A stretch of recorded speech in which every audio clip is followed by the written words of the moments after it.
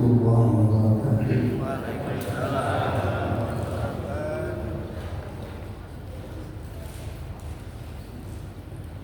Alhamdulillah alladzi khalaqas samawati wal ardh wa anzala minas samaa'i ma'an fa akhraja bihi minats thamarati rizqan lakum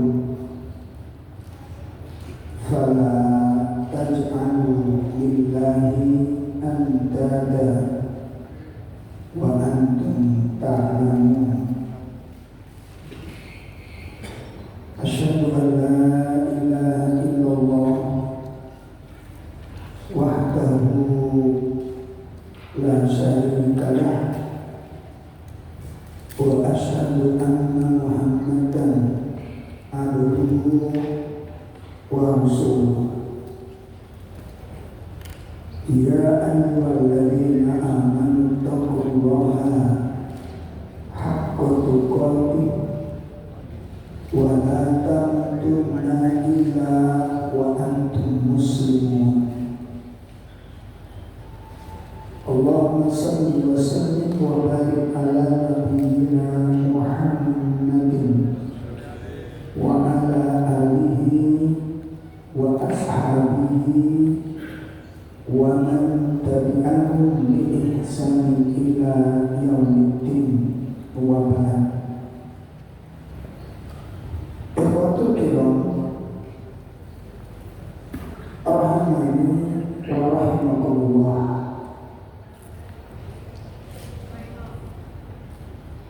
Bapak Ibu sekalian yang semoga dimuliakan Allah Subhanahu wa taala.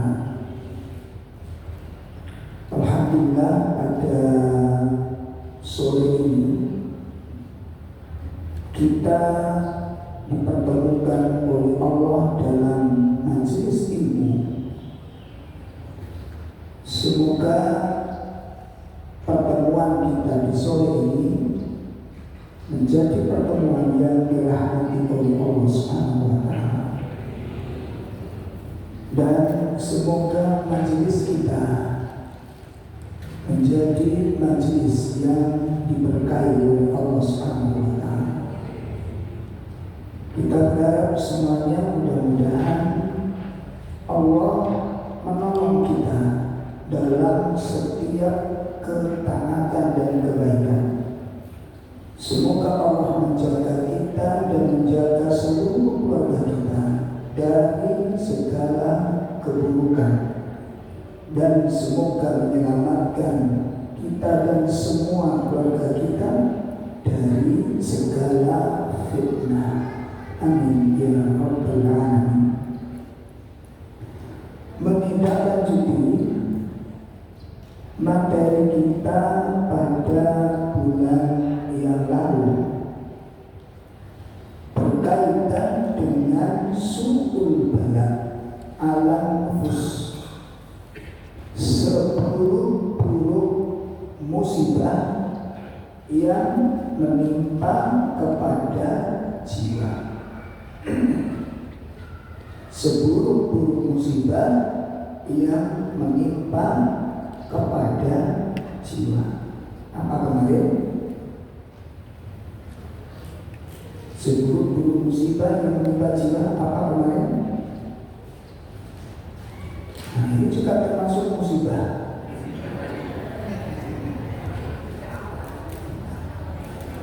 Mari ngaji tak melalui musibah. Apa musibah dulu yang menimpa kepada jiwa? Nah, sebelumnya ibu bapak mengenali ngaji. Kalau bisa, kajian itu setiap ustaz ada bukunya sendiri. Sudah begitu. Apa dicampur oleh bertekan?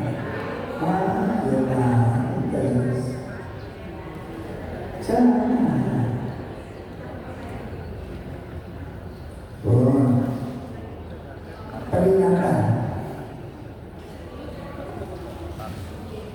iku tengere kurang serius.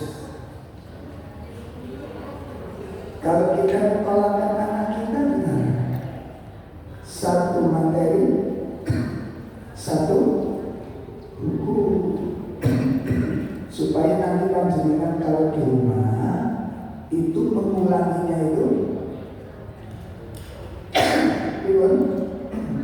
enak gitu.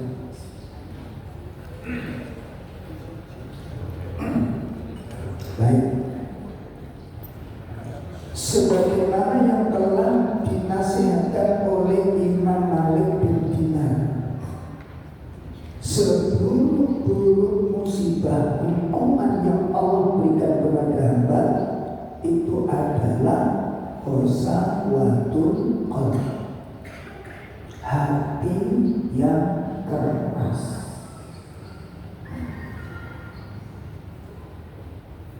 Seburuk-buruk hukuman yang Allah timpakan kepada hamba itu adalah qasawatul qalb, hati yang keras.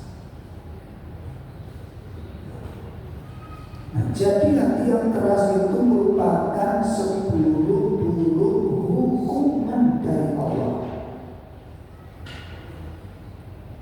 Kenapa kalau dikatakan seburuk-buruk hukuman? Sebab dari hati yang keras itulah segala sifat-sifat yang mengerikan itu lahir. Sifat-sifat tercela, sifat-sifat rendah, sifat-sifat buruk, bencana-bencana yang mengerikan itu terjadi dari kerasnya hati. Kalau bapak-bapak diuji Allah dengan istri yang hatinya keras, bisa rumah tangga tentram? Pak? Kok takut jawab? Takut istri? Kalau ibu dikasih oleh Allah suami yang hatinya keras, gak mungkin bisa tentram rumah tangga. Begitu juga di lingkungan kita itu, kalau di situ ditempati orang-orang yang hatinya keras, saya nggak bisa bayangkan bagaimana hidup bertetangga dengan orang-orang yang hatinya keras. Kayak apa jadi?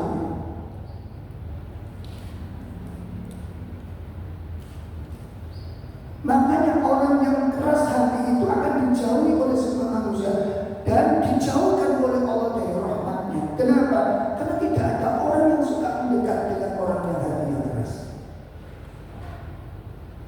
Coba kita semuanya dulu pernah sekolah, guru yang paling terbenci yang bagaimana? Hah? Yang galak itu akibat dari hati yang keras. Karena hati yang keras itu menimbulkan sifat yang galak, ngejak gelut. Coba kalau di lingkungan itu ada orang yang hatinya keras, identik dengan apa? Orang yang hatinya keras itu sikapnya identik bagaimana? Maunya sendiri. Sakarnya diri. Orang yang hatinya ini, orang yang hatinya ini, orang kenapa? Orang yang hatinya keras itu nggak bisa dihindarkan, buruk sekali sifatnya, tercela, karena nggak bisa mendapat nasihat itu. Nanti mungkin di bulan-bulan berikutnya nanti setelah kita bahas ini nanti kita akan bahas secara rinci dampak buruk dari hati yang keras.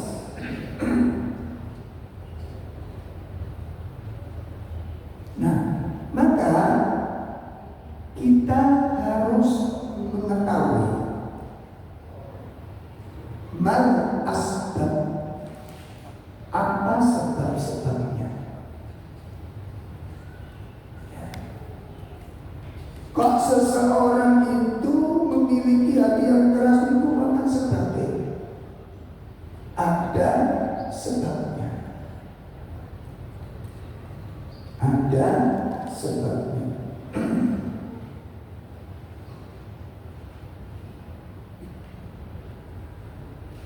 Maka kita akan bahas secara singkat apa sebab-sebab hati yang keras, dan kita mohon kepada Allah jangan sampai kita diuji dengan ujian seperti ini. Akan terjadi kerusakan dan kekacauan ketika seseorang diberi hati yang keras. Di antara sebab-sebab min asbab qasawatal qalb, di antara sebab-sebab dari kerasnya hati, al-awwal, yang pertama, i'rab anil Quran, berpaling dari Al-Quran. Yang pertama, berpaling dari Al-Quran.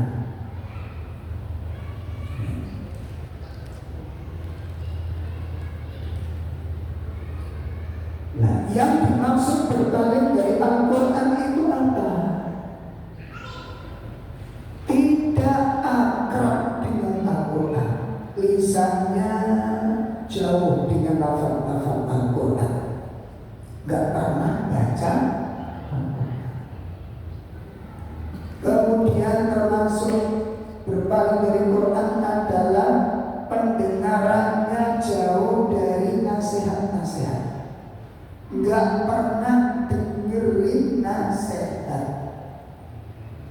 Makanya sampai tinggal itu di gimana makin yang pedut kok sing hati keras ngurungono ngaji gak bengok-bengok gisik. Gak suka dengan nasihat itu, karena memang dasarnya orang yang hatinya keras itu menolak nasihat.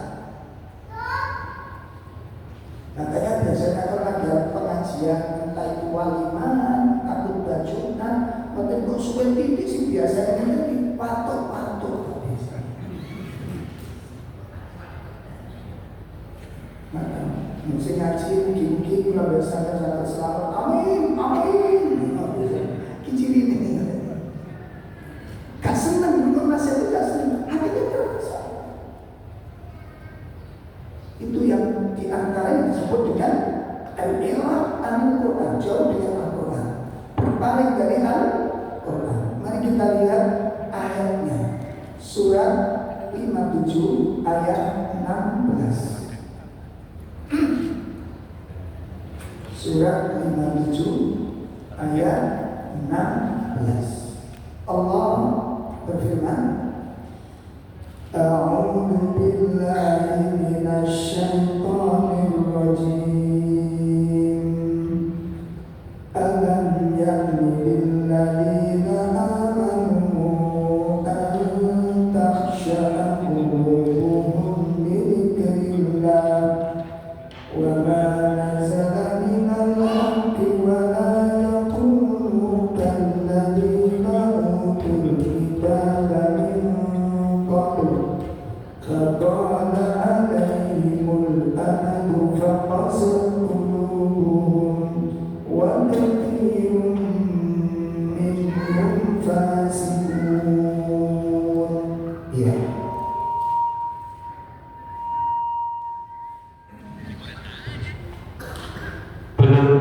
Tiba waktunya bagi orang-orang yang beriman untuk secara khusyuk mengingat Allah dan mematuhi kebenaran yang telah diwahyukan kepada mereka, dan janganlah mereka berlaku seperti orang-orang yang telah menerima kitab sebelum itu. Kemudian mereka melalui masa yang panjang sehingga hati mereka menjadi keras, dan banyak di antara mereka menjadi orang-orang fasik.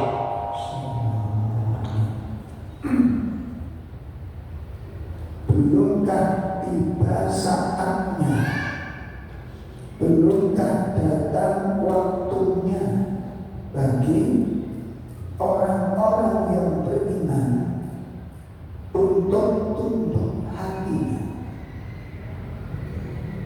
ya, mengingat Allah dan kepada Al-Quran yang telah Allah turunkan kepada mereka. Dan janganlah kalian seperti orang-orang yang sebelumnya. Kata Allah, jangan kalian meniru orang-orang ahli kitab sebelumnya. Jangan kalian meniru orang-orang ahli kitab sebelum apa? Orang-orang ahli kitab terdahulu itu meninggalkan kitab-kitabnya. Nah, yang dimaksud meninggalkan kitab-kitabnya itu pripun maknanya? Tidak membacanya sama sekali, tidak mengkaji kandungan-kandungannya, ada apa kitab ini, mengandung apa kitab ini, nggak dikaji, nggak dipelajari. Itu berjalan dalam waktu yang cukup lama. Itu loh. Tidak membaca Al-Quran dalam waktu yang cukup lama, tidak mengkaji Al-Quran dalam waktu yang cukup lama, gak mau dengar nasihat dalam waktu yang cukup lama. Akhirnya apa?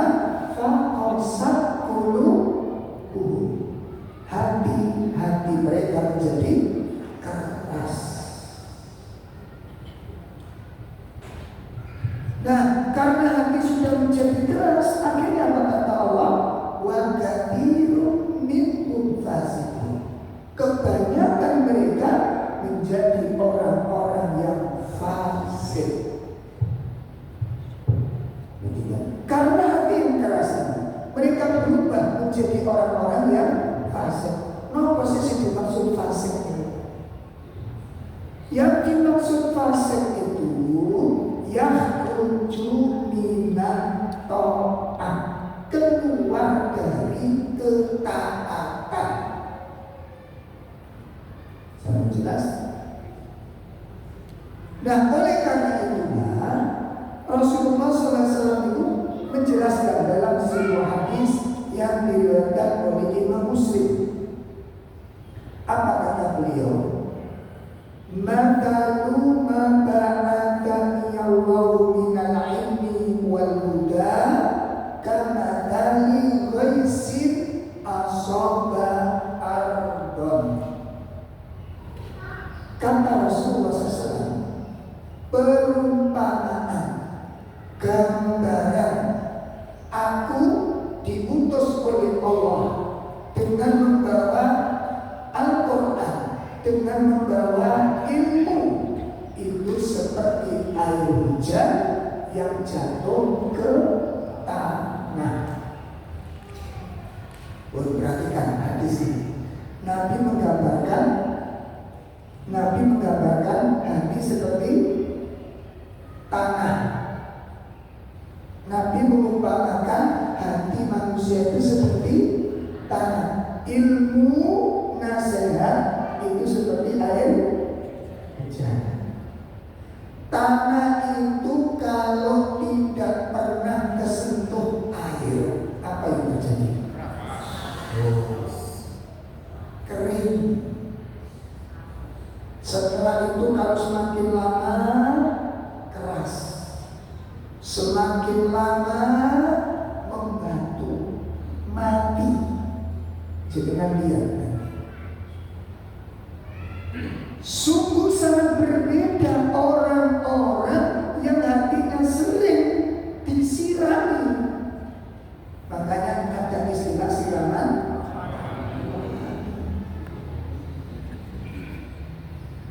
Ada istilah siraman. Kenapa? Memang seperti itu.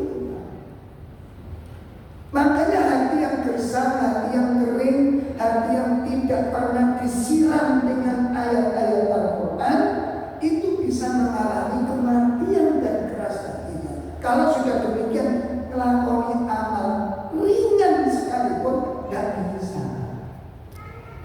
ngapunten, sekedar maca istighfar, sekedar mengucapkan subhanallah, gak bisa luwe milih mesum, betul? Gak cocok dikit, sampai tinggal emosi hati keras. Gak mungkin mengucapkan kalimat-kalimat thayyibah ketika dikuasai dengan emosi. Yang keluar kalimat-kalimat yang buruk. Nah, asbabun nuzul ayat ini, asbabun nuzul surat apa tadi? Surat Al-Hadid ayat ini diceritakan oleh sahabat Abdullah bin Mas'ud radhiyallahu anhu. Apa kata beliau? Ayat ini turun itu bertepatan usia keislaman kami. Jadi sahabat Ibnu Mas'ud dengan beberapa pemuda dan kaum muslimin baru masuk Islam usia 4 tahun. Jadi Islamnya baru usia 4.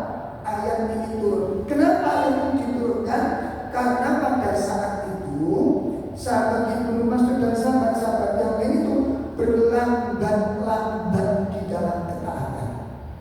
Apa berlambat-lambat? Apa? Kelemahan, kelemahan, kelelahan.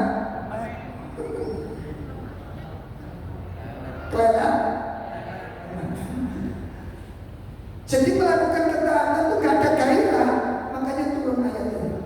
Sebagai cambuk, apakah tidak sudah waktunya? Apakah belum waktunya? Apa yang kalian nantikan? Yang nanti kalau semakin dibiarkan, hati ini menjadi keras. Dan kalau tidak keras, fasik. Ngelakuin taat. Makanya kemarin 2 bulan yang lalu kalau tidak salah, saya akan mengsopan jenengan. Mengsopan jenengan. Ojo sampai gak ojo Quran. Gimana? Tadi siang sudah baca belum? Ayo diturun dulu.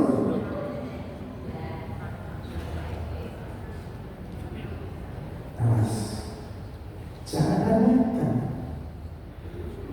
Kalau memang ada yang dikatakan belum bisa baca Quran, Bapak upayakan baca 4 kalimat. Subhanallah, walhamdulillah, wa la ilaha illallah, Allahu akbar. Itu zikir yang paling utama setelah Al-Quran. Nabi mau mengatakan seutama-utama zikir setelah Al-Quran adalah 4 kalimat. Makanya 4 kalimat ini bisa dipakai, boleh dipakai orang-orang yang sudah lanjut usia, baru tobat, kemudian sholat, gak bisa baca Quran, dibolehkan membaca 4 kalimat. Fatihah hafal, surat Qul hafal, Inna a'tainaka hafal. Maka dibolehkan membaca 4 kalimat. Nanti bisa dilihat dari kitab Bulughul Maram. Sudah punya kitab Bulughul Maram? Belum. Saya wakili.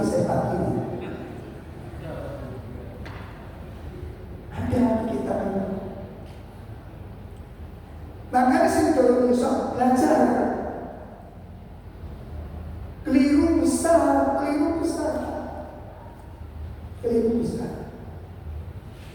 Sebab nanti kalau penjenengan dihisab itu didatangkan orang-orang yang bermasalah, ada yang buta hafal Quran, ada yang cacat gagap. Saya punya rekaman dari anak-anak Madinah, pemuda Madinah cacat, sikilnya itu bengkok kabeh. Jalan itu sulit, tapi dia santri yang paling dicintai oleh syekhnya. Kenapa? 1, pemuda ini ketika tes autis, kakinya tuh bengkok kabeh, cepat. Jadi jalan itu sulit. Sementara masjidnya itu di lantai atas, rumahnya jauh dari masjid. Pertama, kelebihannya pemuda ini tidak pernah tertinggal sholat jamaah. singkat cacat apa alasan.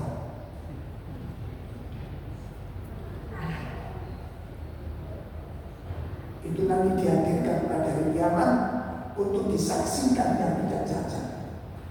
Sama kali sering kali meremehkan sholat jamaah. Sampai kadang-kadang pegang ini, Masya Allah, berat meremehkan sholat jamaah. Dosa besar.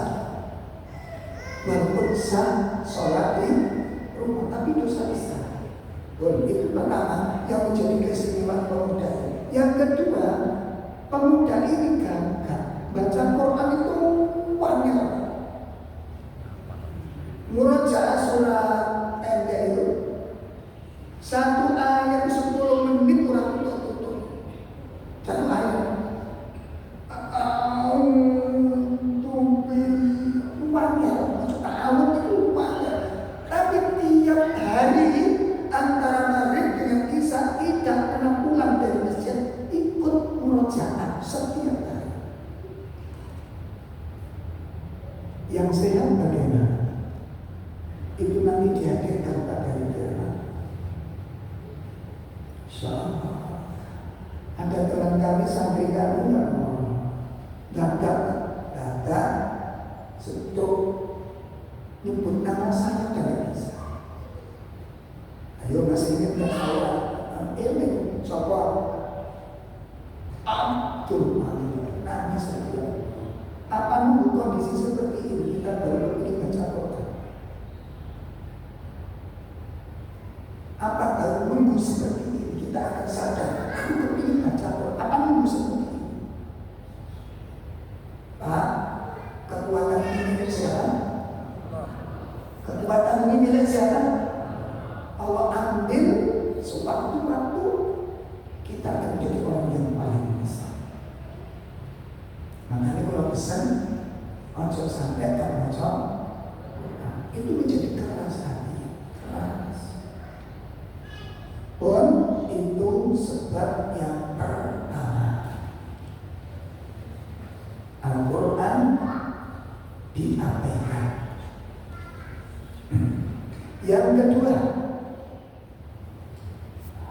yang menyebabkan hati menjadi keras itu adalah menyekutukan Allah. Yang kedua, yang menyebabkan hati itu keras adalah apa? Perbuatan syirik itu menyebabkan hati menjadi keras. Kenapa? Karena itu dosa yang paling dimurkai oleh Allah. Dosa terbesar.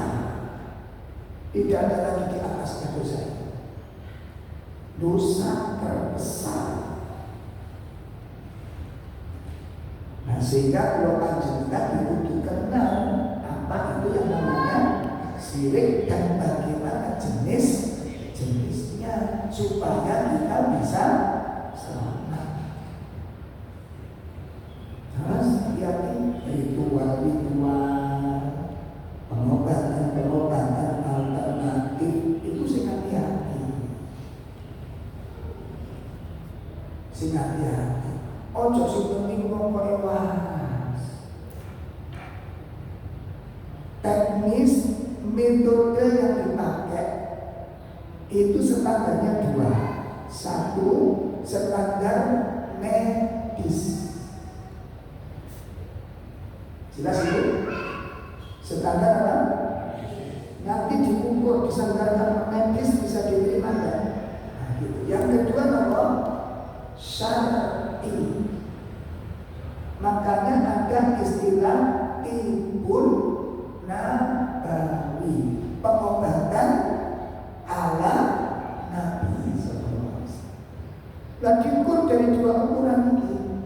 Lalu orang pengobati kok disedot karo ndong. Ada kan? Sakit sesek dipindah ke ayam. Akhirnya ayamnya sih sesek. Sampai tak bersama.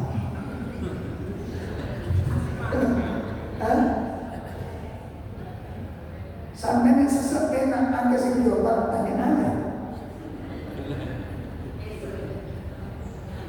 Coba secara medis bisa diterima?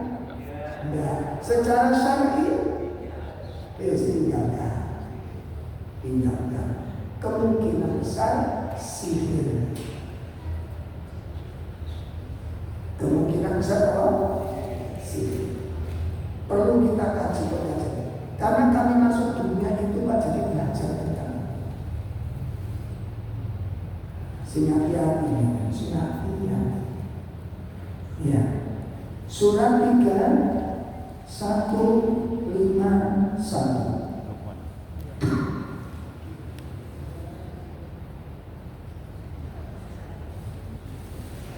Surah 3:151.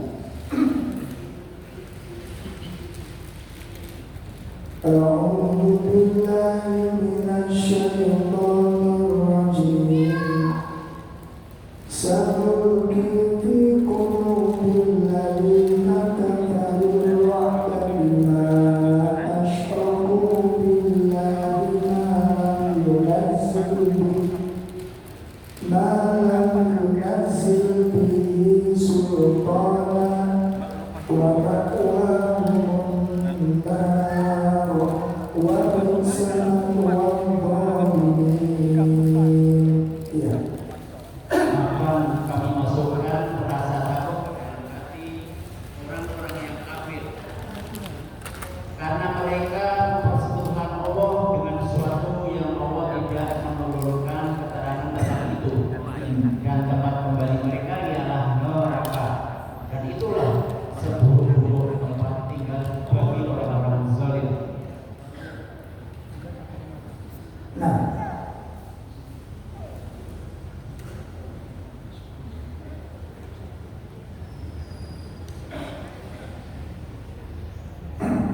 Allah Subhanahu wa ta'ala berfirman, akan kami masukkan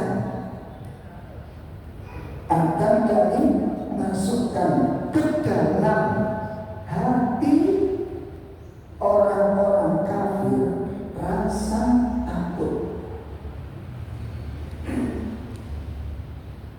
Ya, akan kami masukkan rasa takut itu ke dalam hati orang-orang kafir, disebabkan karena mereka telah menyekutukan Allah.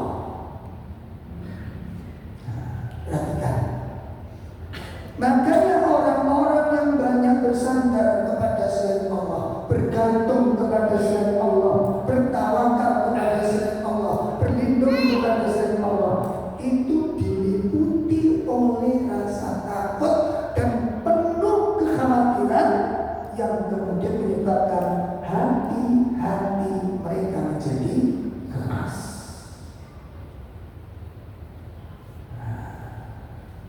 Dari situ kerasnya hati. Dari situ kerasnya hati. Makanya kita perlu waspada dan mengkaji bab ini secara serius.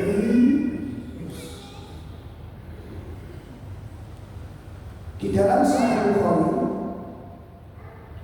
suatu hari malaikat Jibril datang kepada Nabi, lalu mengatakan, "Ya Muhammad, man mata min ummatika la yusyrik billah dakhala al-jannah."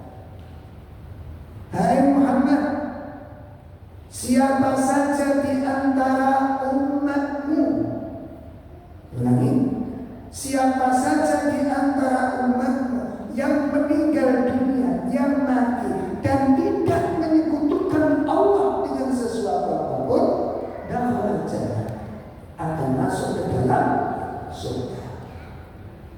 Akan masuk ke dalam surga. Lalu Nabi SAW bertanya kepada malaikat Jibril, "Ya Jibril, Wa in zana wa in sarqa. Bagaimana jika umatku ini pernah berzina? Bagaimana jika umatku ini pernah mencuri? Apa tetap ada harapan masuk surga? Malaikat Jibril menjawab, wa in zana wa in sarqa. Sekalipun umatmu pernah berzina dan sekalipun umatmu pernah mencuri. Berarti ini menunjukkan bahwa dosa syirik lebih besar. Dosa syirik lebih besar dari mencuri maupun dari ikut jadi kaitannya. Ikut jadi kaitannya. Wakil pulang bersama sepenting. Zina ada masalah. Sepenting tak melakukan. Yojo. Jangan dijadikan. Ini perbandingan.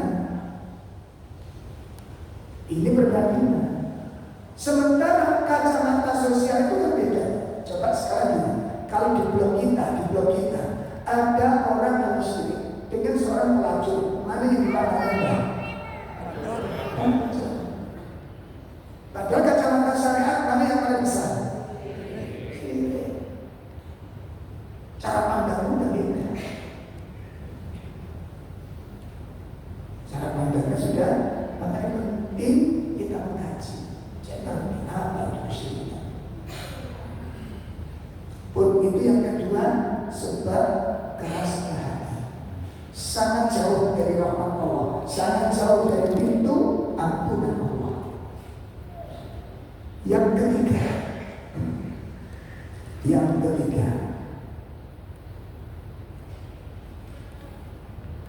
yang menyebabkan hati keras itu adalah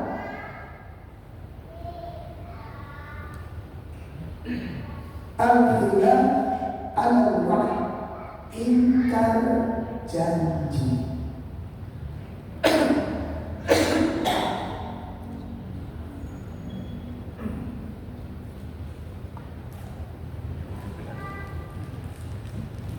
Yang ketiga, penyebab kerasnya hati nomor.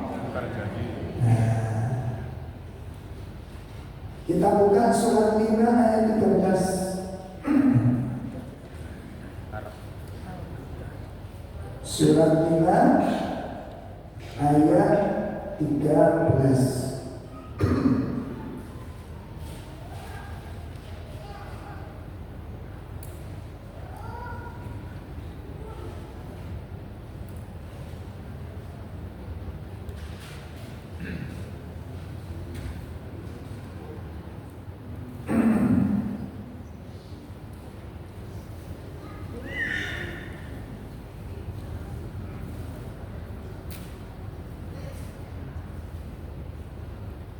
Surat Al-Maidah ayat berapa tadi?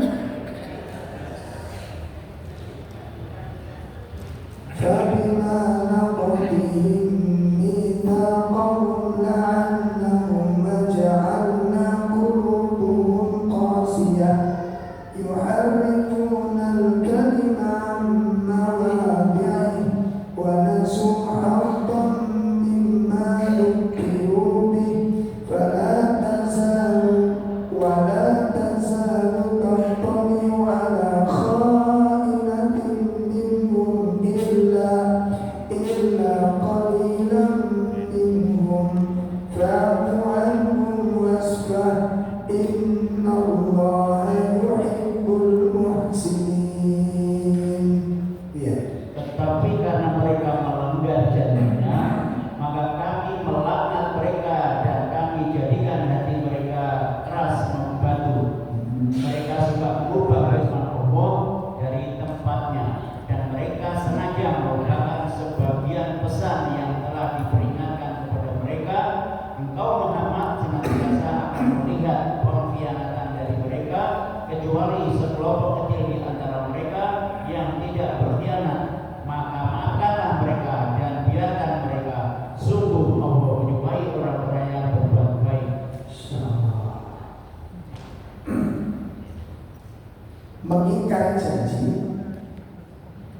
merupakan bagian sebab kerasnya hati.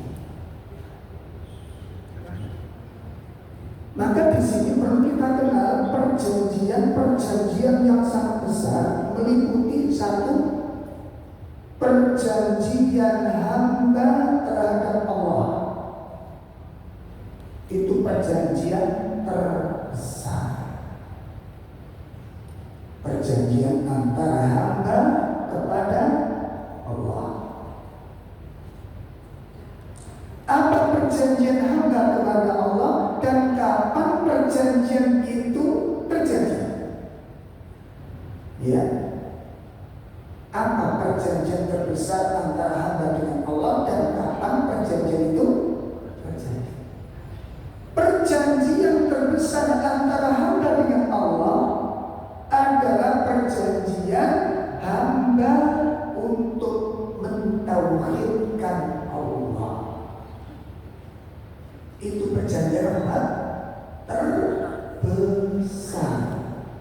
Perjanjian apa? Hamba berjanji untuk mentauhidkan Allah. Itu perjanjian terbesar.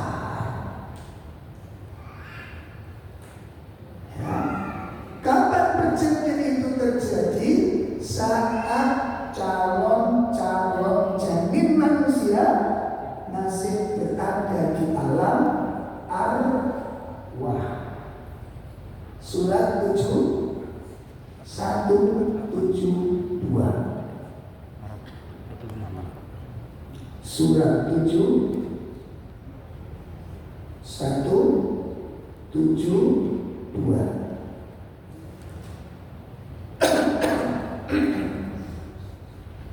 Sambung kembali.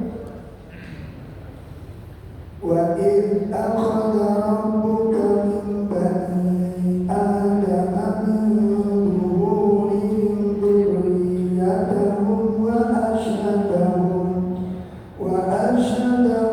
ala anfusihim alastu bi rabbikum qalu bala shahidna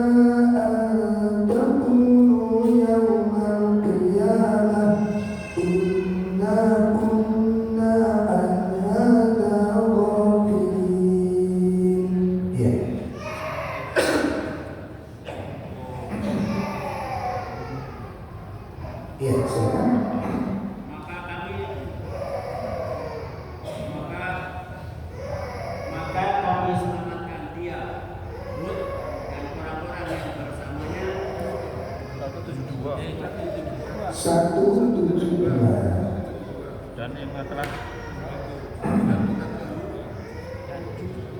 172. Dan ingatlah ketika Tuhanmu mengeluarkan dari sulbi tulang belakang anak cucu Adam keturunan mereka, dan Allah mengambil kesaksian terhadap roh mereka seraya berfirman, bukanlah aku ini Tuhanmu? Mereka menjawab, betul, Engkau Tuhan kami. Kami bersaksi, kami lakukan yang demikian itu agar di hari kiamat kamu tidak mengatakan sesungguhnya ketika itu kami lengah terhadap ini. Ibu perhatikan, kalau ada orang Nasrani masuk Islam, yang pertama kali dilakukan apa? Terus kita masuk Islam kapan? Kita ini menjadi sahabatnya kapan? Jenengan umat Islam. sejak lahir. Saya tak kecakin. Keliru jenengan mau begitu. Kapan jenengan mulai masuk Islam? Ayat itu jawabannya apa? Makanya ketemu hadis, perhatikan, Nabi bersabda, "Ma min mauludin illa yuladun 'alal fitrah." Tidak ada satupun bayi yang dilahirkan kecuali dalam keadaan fitrah. Apa makna fitrah? Makna fitrah itu muslim. Sambut jelas.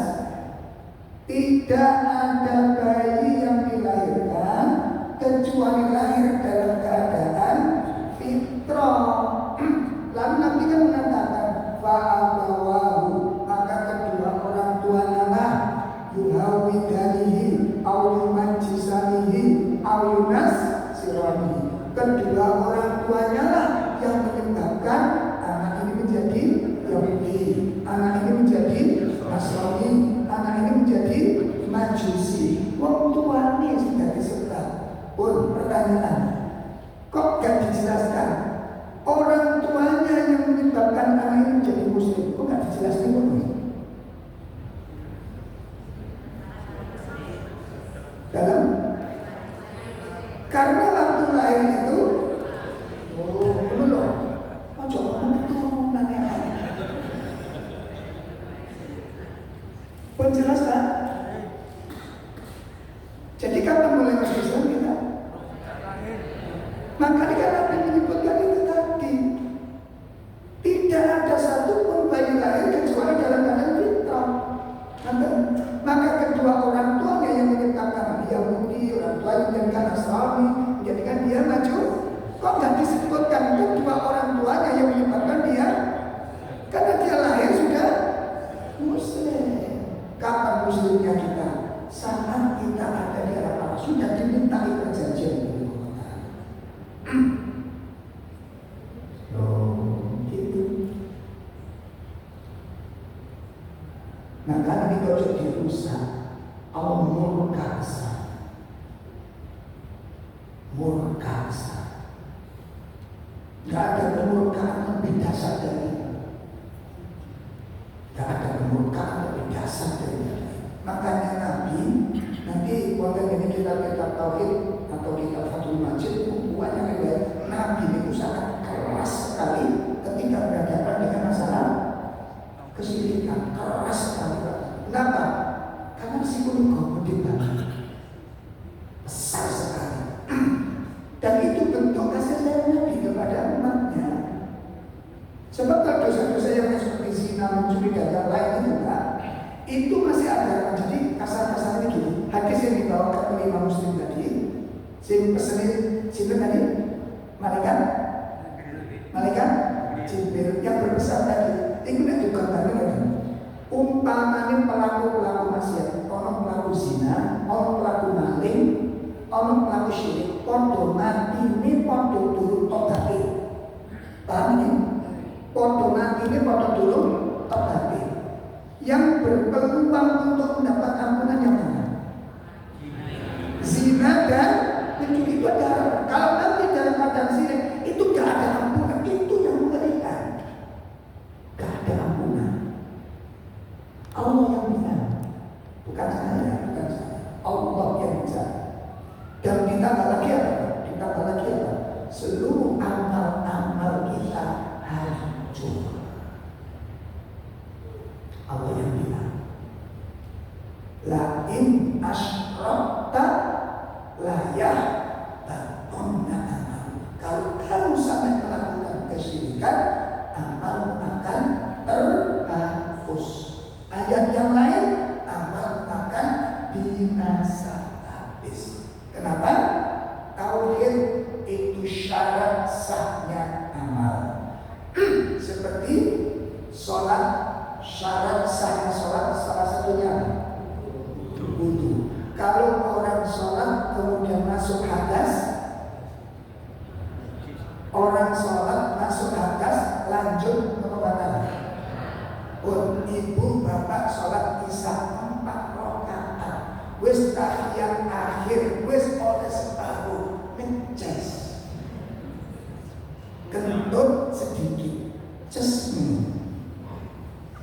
Sholat isya 4 rakaat, tahiyat akhir, wis oleh separuh, kentut sedikit, cesmi. Lanjut apa batal? Gak ono wong weruh. Gak ono wong krungu. Lanjut apa batal? Gak eman. Batal. Kan bukan imbang kan? Sudah 4 rakaat, sudah masuk tahiyat, sudah paruh lagi. Tentu itu pun sedikit sekali karena penghematan.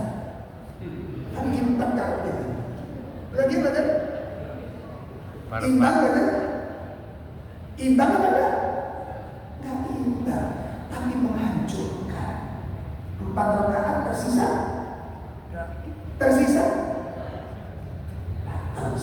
Seperti itu.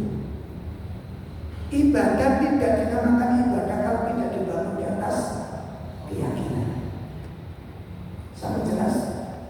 Ibadah tidak dinamakan ibadah kalau tidak dilandasi dengan tauhid. Orang masuk Islam, saya masuk Islam. Semua akan saya lakukan, puasa, zakat, haji, semua. Cuma satu saya nggak mau, syahadat. Seperti itu ada. Macam macam harus ini. Sampai jelas?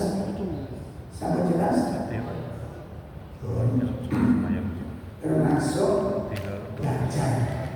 Jimat-jimat itu yang sing hati-hati. Kasus-kasus yang kami tangani, pasien-pasien berat itu dari benda-benda tersebut. Ngeri-ngeri pasien. Kalau nggak kena jenengan, kena anaknya, efeknya begitu. Rata. Kemudian intinya saya pesan hati. Ini perjanjian pertama antara hamba dengan Allah. Perjanjian yang kedua, perjanjian terbesar antara manusia dengan manusia.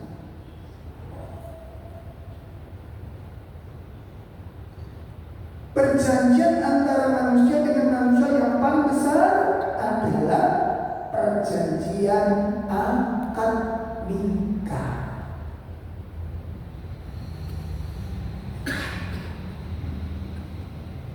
Perjanjian apa? Akad nikah.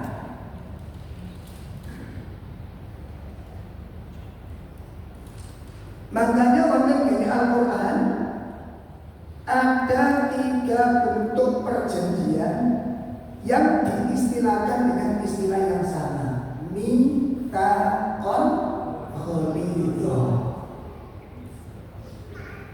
Mitsaqon ghalidho. Perjanjian yang sangat kuat, makanya disebut akad. Nomor akad itu. Akad itu. Akad itu buhul itu bundelan sing ditarik itu namanya bundelan. Makanya disebut al-aqidah. Aqidah dari kata aqadah. Buhul bundelan yang kuat. Makanya ini aqidah yang kuat, hidupnya pun mendapatkan ketenangan. Teko aqidah.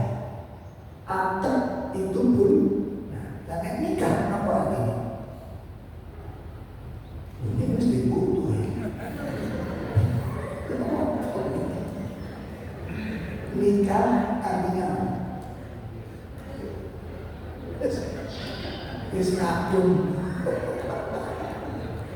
Ayo, apa artinya nikah? Nikah itu artinya domun.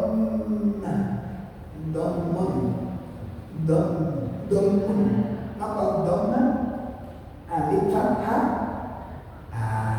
alif kasrah, alif dhammah. Apa artinya dhammah?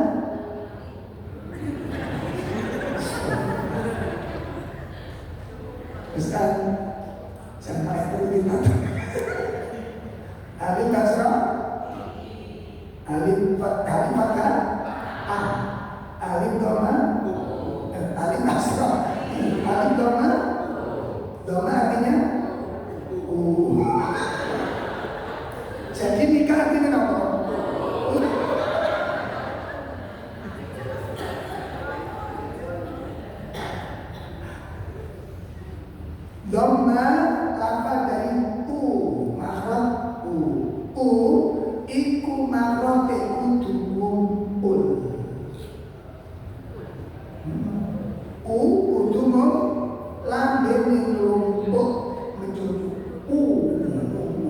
tumpuk, makanya disebut domba. Apa arti nikah?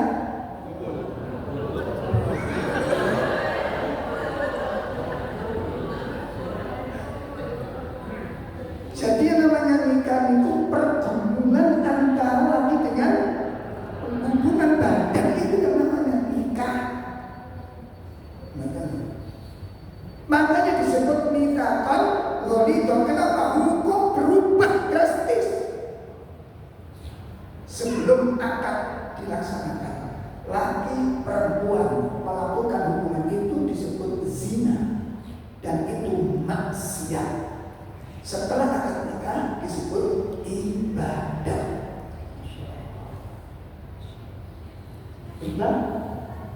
Sebelum akad nikah disebut apa? Maksiat. Setelah akad nikah disebut. Ini kok jadi keturunan. Ayo ya, ibadah ya.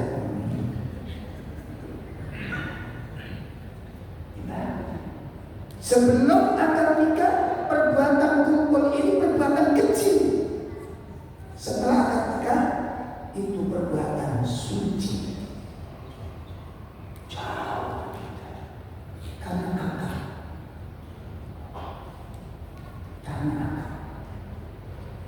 Sebelum akad terjadi, hubungan badan disebut dosa besar.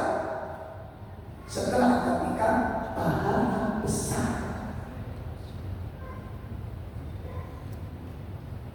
Makanya disebut sebelum akad nikah perbuatan itu haram, mutlak haram.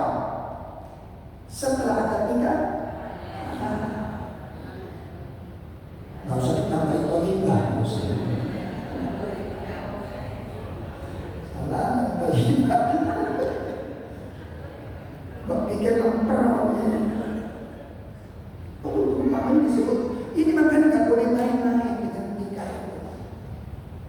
Jangan dicela, jangan dirusak, jangan dinodai, jangan dikotori. Ini persoalan penting.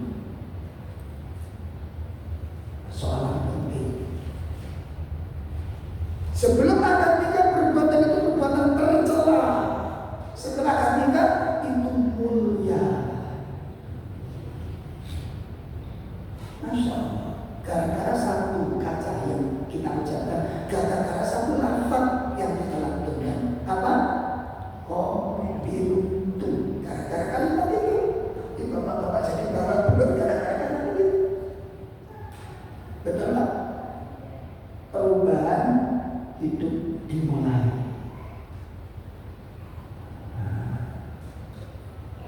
Menyatukan satu pola pikir, karakter yang berbeda, kumpul dari satu rumah. Kultur beda, watak beda, karakter beda, kumpul dalam satu rumah. Dikongkon sing sakinah, sementara karakternya beda. Halo?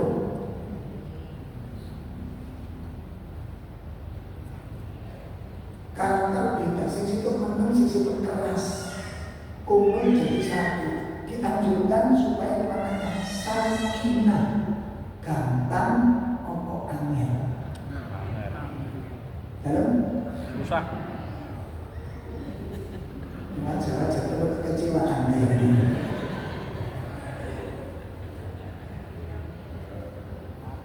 Makanya saat dulu ini ku gambar-gambar nikah itu jangan digambar.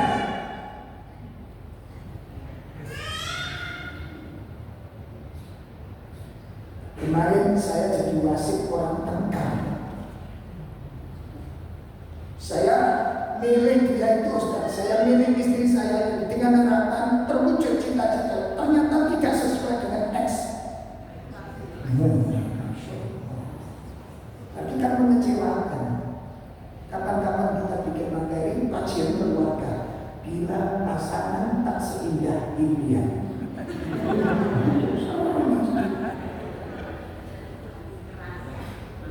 Itu menarik, itu dibahas. Saya datang dakwah di malam, materinya full yang datang, berudak yang datang, wajah-wajah yang penuh dengan kecewaan.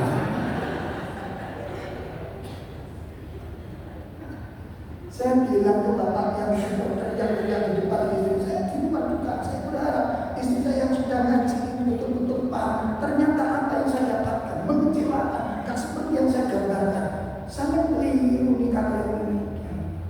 Nek sampai nikah itu kepingin boleh sing cocok sampai kiamat gak ketemu.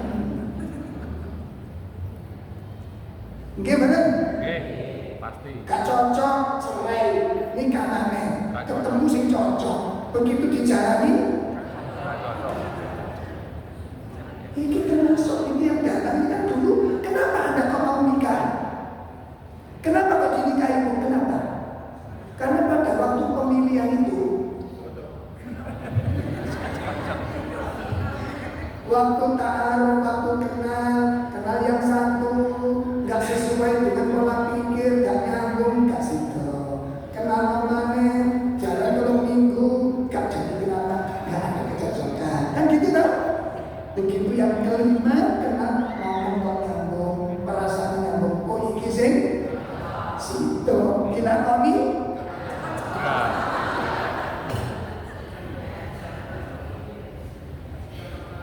Itu nikah. Saya tanya ke jenengan. Terus yang dikatakan rumah tangga ideal itu gambaran ini. Wah, susah. Hah? Mulai menderita. Susah. Saya coba tolong diajarkan kepada saya. Dia juga apa rumah tangga yang ideal, pasangan ideal itu gambarannya kayak selalu cocok, ide-ide selalu sama, gak akan ada. Kalau memang ada makhluk seperti itu, Rasulullah orangnya, Nabi orangnya. Pertanyaannya, rumah Nabi itu ada masalah apa? Ada pertengkaran, ada percekcokan. Aku gak setuju, kalau Ustaz dia judul rumahku ada surga, aku gak cocok, gak sepakat. Kenapa? Gak bisa diterapkan. Rumahku adalah surgaku, aku gak setuju dengan judul itu. Kenapa? Surga itu ada masalah gak? Nggak ada. Rumah tangga Masalah. full. Kalau damai. Gimana kan? Surga ada percekcokan? Rumah tangga?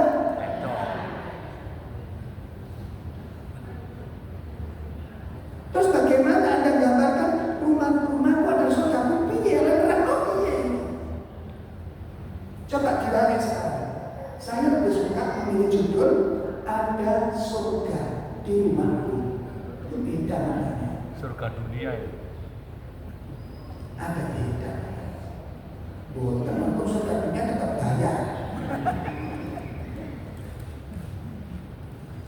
Tapi kalau dibuka ada surga di rumah. Problem iya, tapi problem itu kita kemas bagaimana problem ini bisa berubah jadi pahala. Bisa itu sampah. Gimana? Saya punya teman di Kediri sana. Beliau punya program penggemukan sapi. Dia punya ilmu tentang dunia. Semua yang ada di dalam kandang itu nggak ada yang dibuang. Teleponnya, air kencingnya, sampahnya itu nggak ada yang dibuang sama sekali. Keluar dari kandang itu menjadi puluhan juta rupiah. Kok bisa? Kalau kita leton keluar jadi apa? Kalau kita leton di dalam kandang leton, begitu kita keluar kan jadi apa? Ya jadi leton, kok denger-denger kok. Lalu kok bisa leton menjadi jutaan rupiah? Dari mana itu asalnya? Bagaimana caranya? Bagaimana konsepnya? Bagaimana merubahnya? Dengan apa itu? Ilmu. Rumah tangga yang bermasalah itu bisa kita kemas. Setiap masalah. Nabi itu masalahnya banyak Nabi. Keliru kalau ada rumah tangga Nabi, rumah tangga yang harmonis. Ketoro sampai ketemu ceritanya. Istri Nabi dituduh zina. viral. Gimana? Nabi diisukan mencerai semua istrinya. Pernah dialami terus. Istri Nabi berkunjung ke istri yang lain, cakar-cakaran. Umak-umakan lain. Sinten sing sepuh niku Saudah. Saudah punya jatah Nabi punya waktunya dengan Saudah. Saudah sudah sepuh.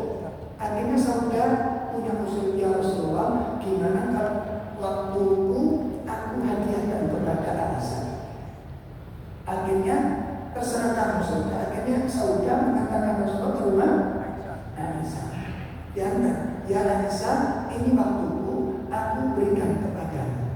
Dengan senang hati Bunda Aisyah menerimanya. Nah, setelah diserahkan ternyata Saudah tidak langsung pulang, ikut duduk-duduk di situ.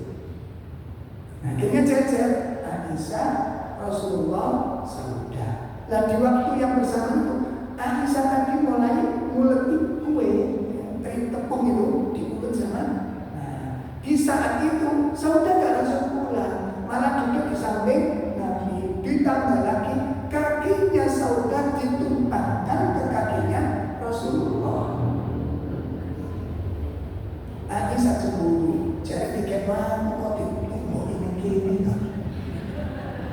ngelihat kan, loh kok malah ditumpang, gerget lagi Aisyah. Akhirnya kakinya Aisyah ikut ditumpangkan di kaki Rasulullah. Dan Rasul tersenyum melihat dua istrinya ini. Karena kakinya Saudah ditumpangkan ke kaki Nabi, Aisyah nggak mau ketinggalan. Karena ini aku sudah dihadiahkan kepada aku. Kok saya ditunggu? Ini jadi Aisyah. Akhirnya kakinya Aisyah pun ditumpangkan di kaki Nabi SAW. Akhirnya apa? Aisyah yang usianya lebih muda itu nggak bisa lompat emosi. Cemburunya gede, tangan dikeruluk dengan gini, tepung dikasih ke wajahnya Saudah.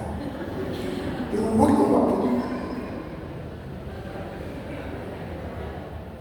Rasulullah melihat dibiarkan oleh Rasulullah. Akhirnya selesai, ya Aisyah sudah Bismillah. Akhirnya apa kata Nabi? Ya Saudah, ganti kamu. Akhirnya Saudah pun mencelupkan tangannya di tepung, diganti dihukum di wajahnya Aisyah. Begitu selesai, Nabi mengatakan sudah. Bismillah. Kata, ya Saudah, waktumu kamu serahkan kepada Aisyah. Sudah, kamu sekarang pulang. Selesai. Makanya keluarga saya jika kita dulu, nek dulu siap uang kan, jadi orang-orang. Dan Nabi nggak main itu sama sekali, yang satu nggak main itu. Makanya cepat selesai. Baik, itu janji antara manusia dengan. Kemudian janji yang ketiga yang paling berat antara janji berupa amanah urusan umat yang diserahkan. Urusan umat yang diserahkan untuk ngurusi umat itu amanah, itu perjanjian yang sangat besar. Ya, kepemimpinan, karena nasib masyarakat ini menderita atau tidak, pemimpin, kebijakannya, kecerdasannya, kedoliman yang akan menentukan. Baik, itu sebab yang ketiga yang menyebabkan hati keras. Yang keempat,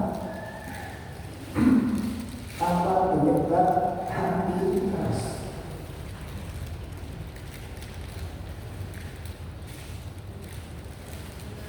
Yang keempat, yang menyebabkan hati keras itu adalah maksiat. Maksiat.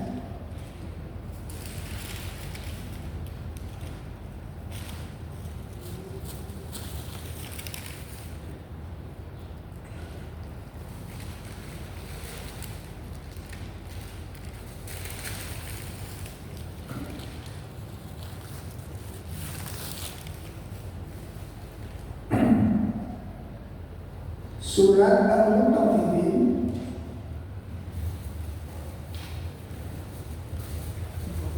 Surat Al-Mutaffifin ayat 14. Surat Al-Mutaffifin surat 83 ayat itu 14. Kalla bal rana ala qulubihim ma kanu yaksibun. Ya. Sekali-kali tidak apa yang mereka kerjakan itu telah menutupi hati mereka. Ya, sekali-kali tidak. Bahkan apa yang telah mereka lakukan menutupi hati mereka. Ini berkaitan dengan maksiat. Rasulullah SAW telah menyampaikan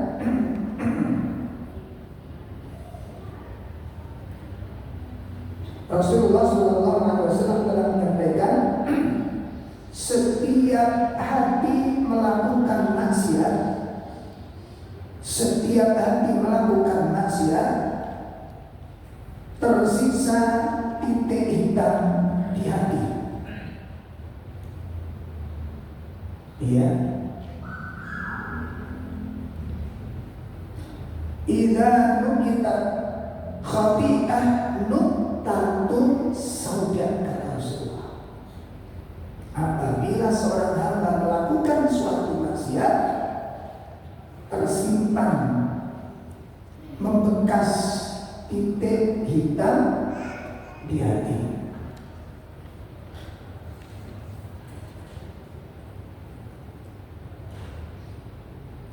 Maka apabila dia beristighfar, kemudian dia bertobat, sukilah Allah, hatinya bersinar kembali, bersih, jernih. Ketika selesai melakukan maksiat, dia beristighfar, dia bertobat, maka hatinya bersih dan jernih kembali. Namun wa'idha roja'a, apabila setelah dia maksiat, lalu kemudian dia bermaksiat kembali, maka hatinya menghitam.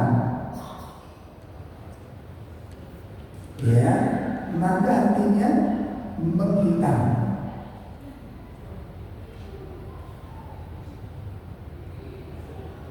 Sehingga hati itu terbungkus dengan warna hitam. Itu yang disebut dengan al-ron, yang ada di dalam surat apa tadi? Yang terdapat di dalam surat Al-Mutaffifin, itu yang disebut dengan al-ron. Al-ron,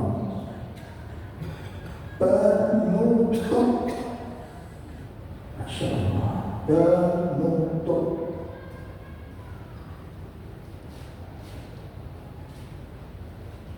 Sehingga ini yang kemudian menyebabkan hati sulit menerima nasihat, hati sulit menerima petunjuk, hati sulit menerima kebenaran, hati sulit tersentuh ketika maksiat sangat banyak kita lakukan.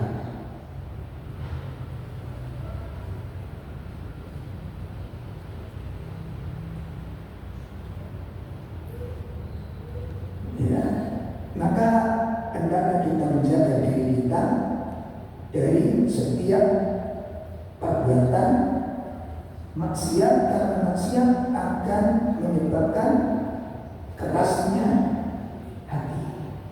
Yang terakhir adalah kathratul kalam bi ghairi dzikrillah. Kathratul kalam bi ghairi dzikrillah.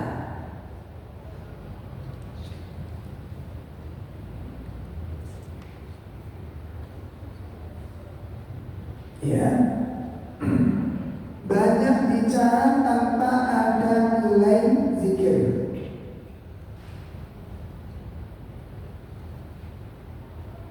Banyak bicara tanpa ada nilai zikir.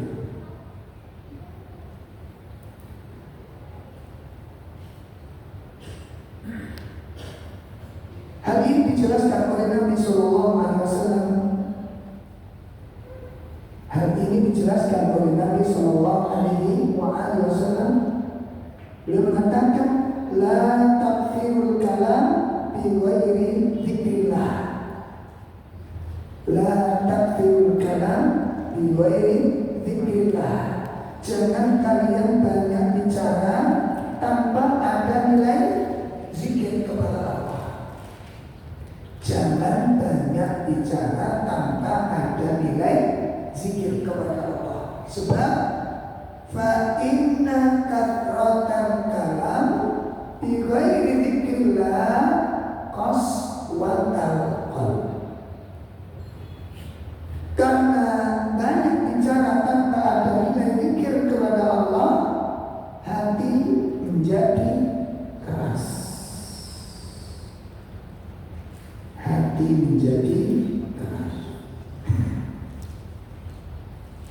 Nah, ini bapak-bapak, ibu-ibu yang semoga dimuliakan Allah Subhanahu wa taala, di antara sebab-sebab hati menjadi keras. Mudah-mudahan bermanfaat dan semoga Allah menolong kita semuanya dari musibah tersebut. Ada sisa waktu 5-10 menit. Kalau ada yang mau ditanyakan, silakan. Kalau tidak ada, saya bersyukur. Ada pertanyaan? Berkaitan dengan syirik, adakah besar sekecil apapun bentuk syirik, apakah tidak terampuni oleh Allah? Ada pertanyaan yang cukup bagus. Apakah syirik walaupun kecil termasuk dosa yang tidak terampuni? Syirik dibagi menjadi dua. Ada syirkul asghar, ada syirkul akbar. Syirkul asghar, syirik kecil. Itu istilah.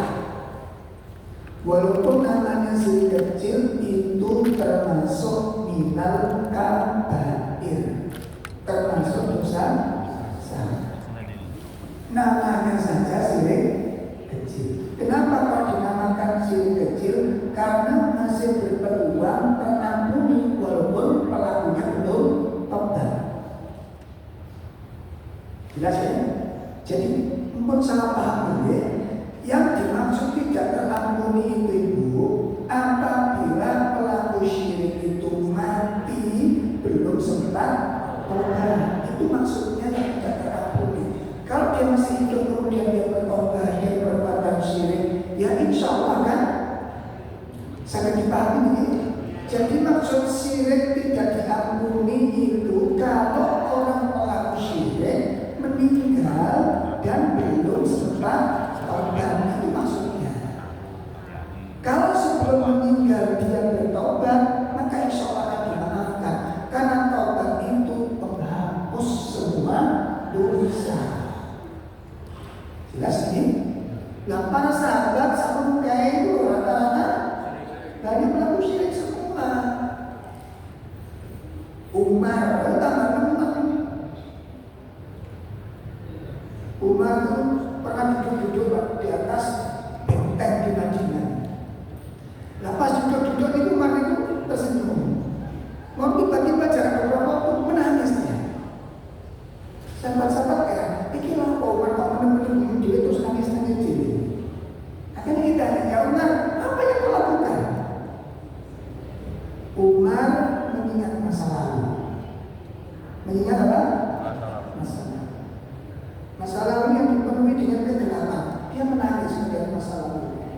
bagaimana dia menyakiti setiap kaum muslimin, mengganggu setiap kaum muslimin, ya, melukai setiap kaum muslimin.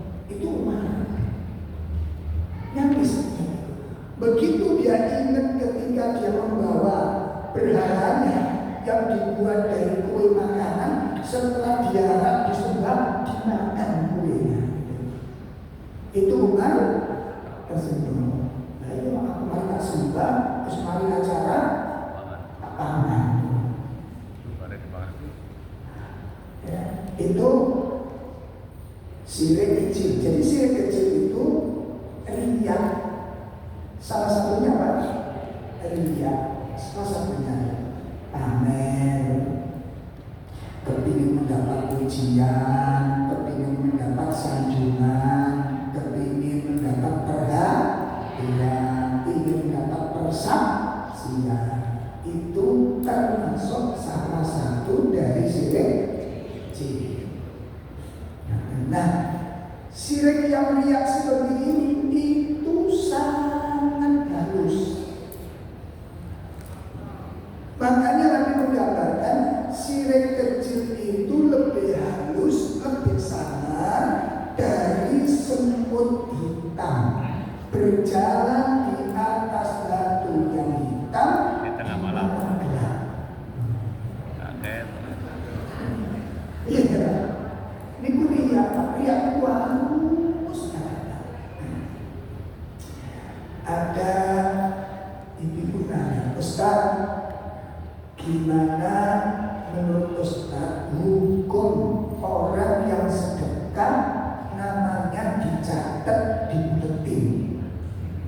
Kadang-kadang di masjid atau yayasan itu bikin buletin disebar nama-nama donatur. Itu gimana kalau nama itu ditulis di situ lalu disebarkan atau diumumkan di masjid? Yang ditanya apa? Hukumnya boleh apa?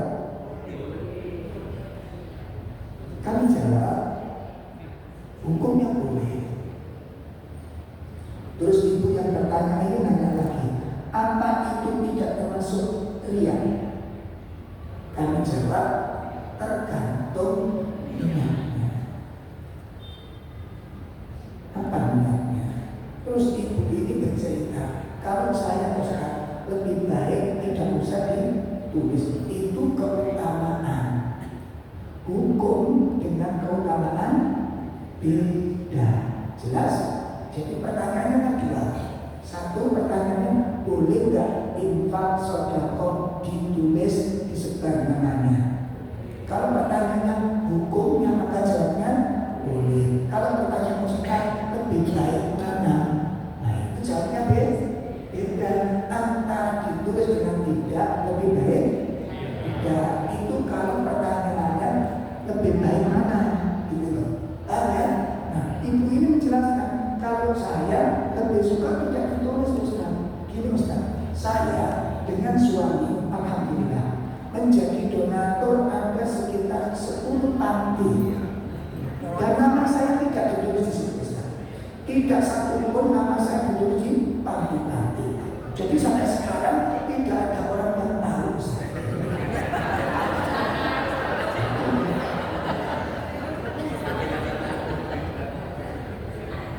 Saya tersinggung. Saya tersinggung. Nah kalau belum ada orang yang terus aku ini sombong.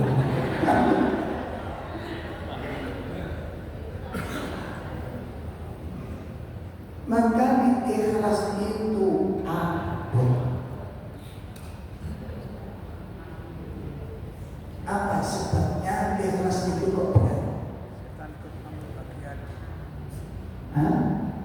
Ada 3. Dan kita berpotensi karena kita punya 3-3-nya itu. Segarai ikhlas itu abot, itu ada 3. Dan 3-3-nya kita semuanya punya. Jadi berat kita.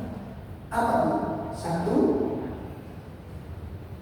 hubbul tanah, cinta pujian. Angkat tangan. tangan. Siapa kalau dipuji menderita? Nah, ada tangan.